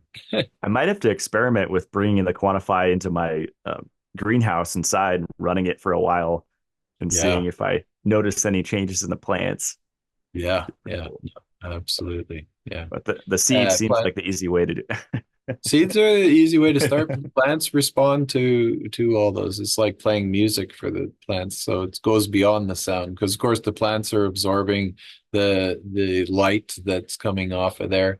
They're also being experienced, and this goes into the sort of the electroculture kind of side of things when they're growing in that field. And this concept of electroculture has really gotten popular these days. It's interesting that it was like an old technology again that got, oh, don't look under this rock, nothing to see here, because people were growing, like giant fruits and vegetables and things like this, just utilizing antennas basically in their gardens. Simple things is just taking a copper rod and sticking it into the ground and then having it up into the air. Again, it's like the megalithic standing stones like we were talking about earlier. Now you have an antenna in your garden that's providing a conduit for these energies and wavelengths that are resonant with it to come into that and then stimulate the root system in the soil below. And the plant, if you get the right wavelengths coming in, the plant feeds off of that and you can grow bigger, better, stronger things. So, Wow. I do you think that combined with the Theraphi would be pretty powerful, right? Because yeah, yeah, exactly. the Yeah, plasma hitting it in the fields. yeah, Interesting. Yeah, I yeah. have to start messing around with that. I threw some lodestones in the soil, the magnetic rocks, and that's as far as I've gone so far. Right. Yeah. Well, there's electrotherapy or electroculture, electricity based agriculture and magnetoculture too, which is its sort of little brother, more obscure. But putting, magnets and connecting them into wires within the ground too was experimented with quite a bit too. Wow, that's exciting. Yeah, I remember years ago I saw where they made like he was trying to recreate the environment in like biblical times, and he was growing cherry tomatoes that were the size of like grapefruits or something. Yeah. I can't remember everything he was doing. I think he was upping the oxygen. He was using gases. I don't know if you remember Right. that guy. He was pumping in Yeah. different gases into Different the gases into the greenhouse or something like that. Yeah. if it was increased CO2 or oxygen, he was Oh, upping the right. pressure Okay. too. Because Yeah. yes, yes, Yep. right. Because the Earth's atmosphere had a completely different makeup of gases back in those days, which basically created this super. The other thing that it had, the soils were different too, because of all the volcanoes and everything. So you had a lot of minerals and everything that were coming up onto the land, fallout from the ash and making really fertile soil.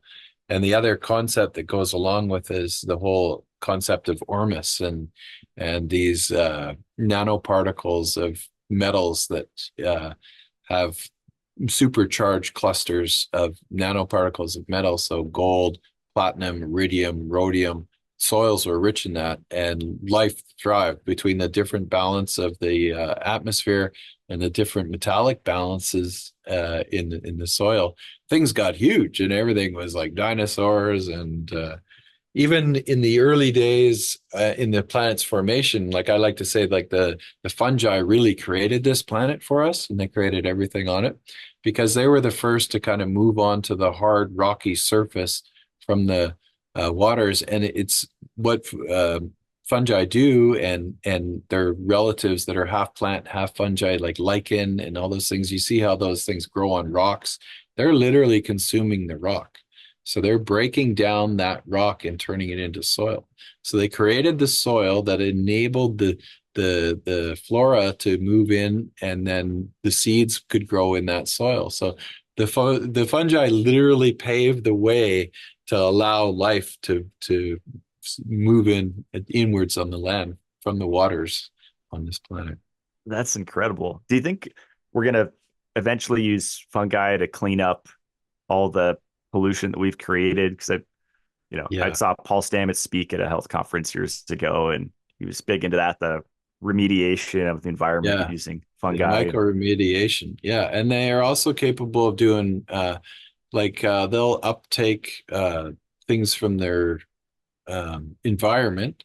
They're bioaccumulators. So they'll take on even radioactive isotopes. And one of the interesting things that happened in Fukushima in Japan is they found living things inside the reactor when nobody was in there, and everything was breaking down. And what were the living things? Is like a type of fungi that's actually moving in there. And nature has its way of this bio remediation or mycoremediation in the fungi sense. But what's happening is biological transmutations, interestingly enough. So mushrooms are actually capable of absorbing heavy metals, vanadium and lead, and environmental hazards like even radioactive isotopes, and transmutating them into other things that are going to be more stable and more beneficial for life. That, Plastics, right? I thought I yeah, read something about them. yeah, we got a few species ourselves that will eat plastics, so we're Wow. experimenting with that. Also using them as part of the regenerative aspect. All the waste that we have on the farm is being consumed and reused and remade into energy Wow. and and food. I have Yeah, to get there because we don't recycle up here. I mean, so I have a burn barrel, and a lot of my cardboard just gets burned. right. Yeah. Yeah. Oh, well, the mushrooms love cardboard. I mean, Yeah. you can literally create a whole fungi garden with your Wow. waste cardboard for sure. Wow. Or for the worms, or for the chickens, right? Like, put down cardboard, wet it, and then all the Yeah. insects will flock to it. And Yeah. Yeah. Yeah. Everything will break it down. And that's that's really great cool. thing about the life cycle is all these things, if we just follow nature, everything consumes everything, and life feeds on life. So things live, they die, they go into the earth, they get regenerated and reconsumed and things. And the man sort of concept of uh, making things that are better and stronger have created things that take a long time to break down in the environment. So this is where we were experiencing our out of balanceness is a lot of the chemicals we've made. And it hasn't been long, like the last 100 years, we've produced millions and millions of compounds that never existed on this planet before. So nature's kind of trying to keep up to be able to break down and regenerate those chemicals. Yeah. Absolutely. But it will do it. It is doing it. It adapts and it can figure out a way. So Well, this was awesome, Paul. Any websites you want to send people to, or anywhere for them to follow yeah, your the stuff? Or new Theraphi USA is sort of our, new distribution branch out of the US that we just set up with Brandon and that. We're going to be at the biohacking conference in the end of May. in Dallas, Texas, and we got a really good conference coming up in September. The Alchemy of Prague we're doing again, and that is really fun too. We're going to start off the first. It's over a whole week with 10 days, and the first weekend is going to be alchemy, ancient alchemy, and alchemical practices, making powerful medicines from plants and minerals. And then we're going to evolve through the week and do a tour of all around the Czech Republic, and then do advanced energy technologies and modern day alchemy, and talk all about transmutation of elements, low energy, nuclear reactions, and things like that on the second weekend. So that's going to be really exciting around the end of August, first week in September. Okay, awesome. Well, it's so cool everything that you're doing, and this was such a complex topic, and I think you did such a great job breaking it down and simplifying it and using concepts that people could understand. And I encourage people, if they can find a clinic that has a Theraphi unit, until you try it, it's hard to think in your mind what it's going to be like until you experience it. So That's thanks, Paul. great. This was Yeah. awesome. Thanks a lot, Matt. All right, stick around as we close out the show. Well, I hope you're inspired to go out and find a Theraphi machine if you haven't tried it yet. I've been using it for a couple years, and I was really excited to interview Paul, and I was pleasantly surprised how humble he is. I've met so many older men that have such a big ego because they know a few things, and I really appreciate that Paul's super intelligent, but still remains so humble. I think that's paramount. That's really important. And after listening to the show, if you aren't convinced of Paul Harris's brilliance, go to YouTube and just type in Paul Harris Theraphi in the search bar, and you'll see several webinars and presentations where he goes into depth on all the different aspects of the Theraphi, even focusing on plant growth for one of the lectures. I still go back and re-listen to those, and I'll definitely re-listen to the plant growth one for my geodesic growing dome. I'm really excited to experiment with, at minimum, just exposing seeds to the Theraphi plasma field before I put them in the dirt. As I said at the start, search your town and Theraphi on Google or whatever search engine you use, and see if there's one near you. And if you're a wild person like me and you want to have one at your home and make that investment, then you can head over to theraphiusa.com. And if you use my name as a referral, you'll save some cash. I've used so many different healing technologies over the years, and the Theraphi is by far the most unique. Today, I was a little underslept, and I laid in between the 4 tubes, because if you want, you can expand it and have 2 on each side. And I fell asleep really quick. And when I woke up, I felt really refreshed, and it was like a speed nap. Often what I'll do is place my phone a good 15, 20 feet away and play a YouTube video like a Paul Harris lecture and listen to that while I'm on the table, because you can't have electronics near the device while it's running. If you want to check out my website, that is matt-blackburn.com. You could read about my CLF protocol, which stands for calcification, lipofuscin, and fibrosis. And I'm overdue to update it. Usually I update it once a year, and I'm a little behind, so I'm going to work on that really soon. Calcification is really misunderstood, but when it comes to lipofuscin and fibrosis, I really think those are underappreciated for the impact that they have on the aging process and the development of disease.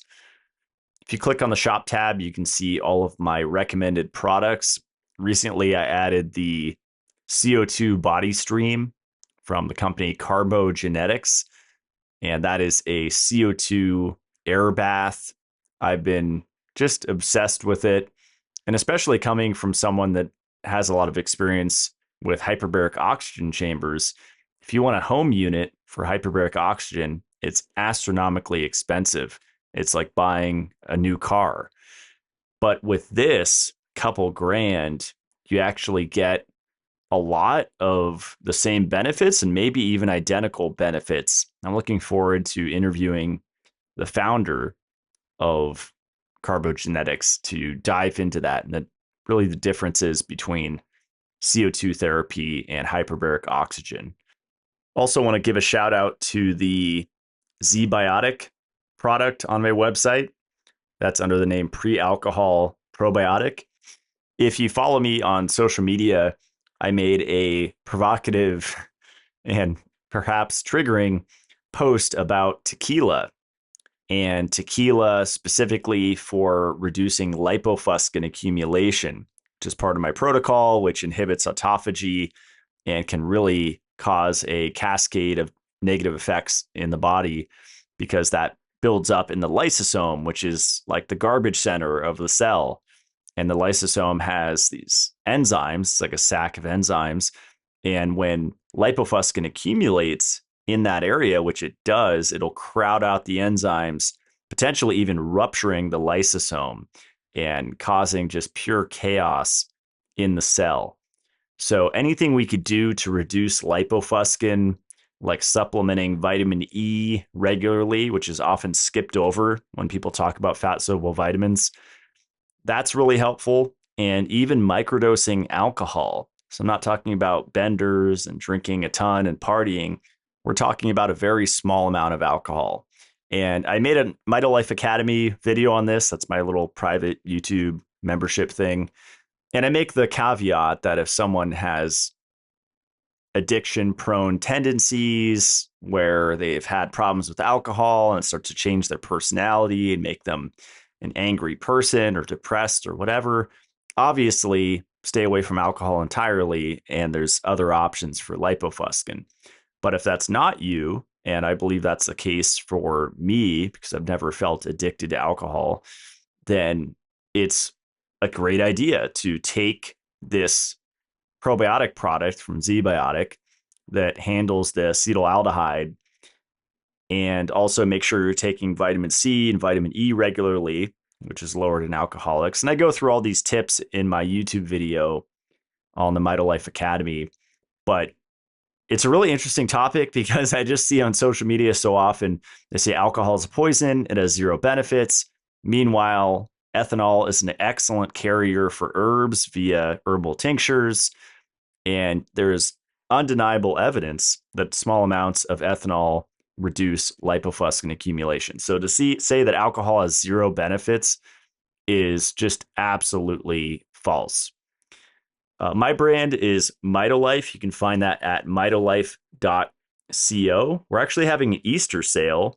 As of this show, you'll have another day or two to take advantage. It's 20% off site-wide. So that includes our drinking water filters that are selling out quickly, our grounding sheets, our shampoo and conditioner.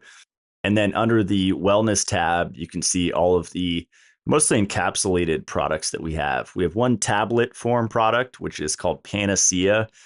If I just had to pick one supplement for people to take, it would always be Shilajit. It absolutely changed my life years ago. It's basically a condensed ecosystem. This particular one is sourced from the Siberian mountains in Russia, and it's a complete source of minerals, macro minerals, trace minerals, and ultra trace minerals. But what makes it really special is the fulvic and humic acid in it that actually drives those minerals deep into the cell. So this is way beyond those salt packets like the magnesium, potassium, sodium packets that you add to water and stir up. This is worlds beyond that because the fulvic and humic ensure that the minerals are actually getting inside your cells and not just floating around in your bloodstream. I personally take 5 tablets every single morning. with my coffee after breakfast. And there's something about the synergy with coffee and caffeine and the shilajit that makes my brain feel incredible. So that's when I take my gram of shilajit. As I mentioned, the Mitolife Academy is on YouTube. Just search that. It's $15 a month. You get 2 private videos every month, and there's a live Q&A the last day of every month when I talk about my latest research and experiments and what I've been looking into. And you could also ask me anything because it's a Q&A. So that is all for today's show. I will see you guys next Friday. Stay supercharged.